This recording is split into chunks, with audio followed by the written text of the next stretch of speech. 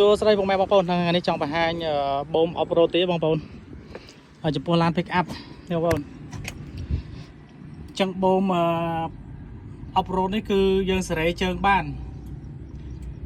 សេរីឡើងចុះសេរីខ្ពស់ទាបហើយនេះកំប៉ុងរបស់វាបងប្អូននេះកំប៉ុងប្រេងរបស់វាសម្រាប់សេរីដល់ពីលេខ1ដល់លេខ9បងប្អូននេះលេខ1ដល់លេខ9ចឹងបងប្អូនដែលមានឡាន pick up ចង់ជិះបាត់រលាក់ជិះស្រួលរត់កលុកសបុកមុនហ្នឹងលបឿនចិត្តប៉ែតនេះគឺបងប្អូនលែងដឹងរលាក់ហើយរត់បានស្រួលមែនទែនបងប្អូនអញ្ចឹងនេះបូមហ្នឹងបងប្អូនលេងបានដល់ pick up អញ្ចឹង pick up ណារលាក់បងប្អូនអាចលេងព្រោះមួយឈុតវាជាង 1000 ទេបងប្អូនពួកសេរី hotbit នេះ 1400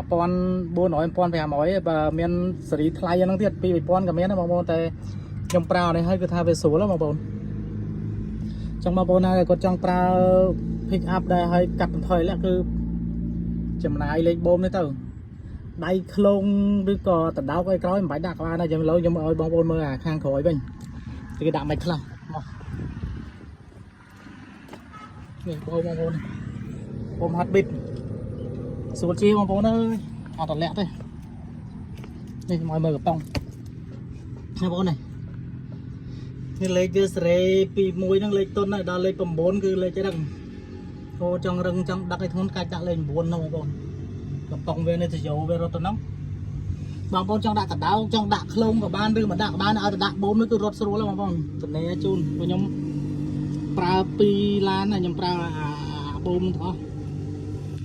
ឈ្នះកលុកបងប្អូនអើយរត់កលុកលបឿនប៉ុណ្ណាក៏ដោយធ្លាក់កលុកអីគឺអត់មានកវីបកាច់កតុយបកាច់អីទេធ្លាក់កលុកហើយគឺវានឹងហ្មងបងប្អូននេះសងខាងបងប្អូនមើលនេះធ្លាក់កលុកហើយគឺឡាននឹងថ្កល់ហ្មងសឹបហ្មងស្រួលហើយបងប្អូនអញ្ចឹងនេះគ្រាន់តែចែកម្លែកដល់បងប្អូនទេតែបងប្អូនណាប្រើ pick up ធ្ងោទៅហើយខ្ញុំមិនដំបងអត់ដឹងដែរហ្នឹងគេប្រាប់ដែរ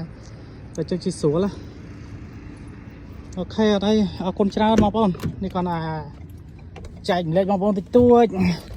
ខ្ញុំដាក់បទពិសោធន៍ប្រើផ្ទាល់ទៅខ្ញុំដឹងអរគុណ